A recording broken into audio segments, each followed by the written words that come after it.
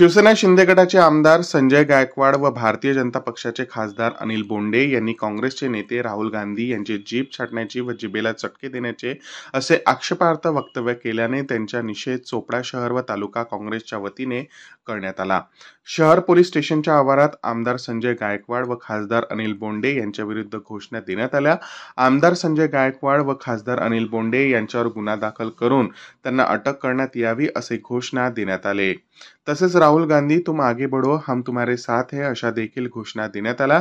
यावेळी काँग्रेसचे अनेक कार्यकर्ते उपस्थित होते।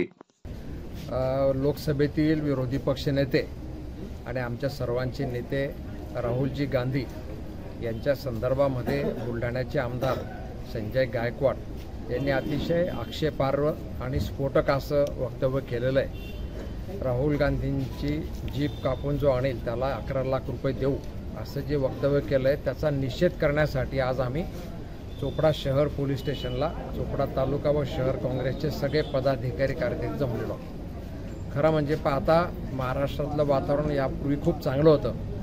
सत्ताधारी पक्ष असो विरोधी पक्ष असो मुद्द्यांवर विरोध करायचे पण एकमेकाबद्दल आदरानेच बोलायचे।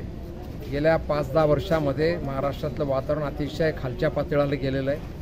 वैयक्तिक शत्रुत्व तयार होईल अशा पद्धतीने मोठमोठे नेते बोलायला लागलेले आहेत। आणि सगळ्यात वाईट म्हणजे ज्यावेळेला खासदार अनिल बोंडे बोलतात की राहुलजींना चटके दिले पाहिजे जिभेला, खासदार माणूस ज्यावेळेला असं बोलतो त्यावेळेला त्यांचा बोलवता धनी कोणीतरी वेगळा आहे अशी शंका यायला जागा आहे। आणि मला असं वाटतं की ज्या पद्धतीने चाललेलं आहे त्याच्यातून महाराष्ट्रामध्ये धुळी निर्माण होते।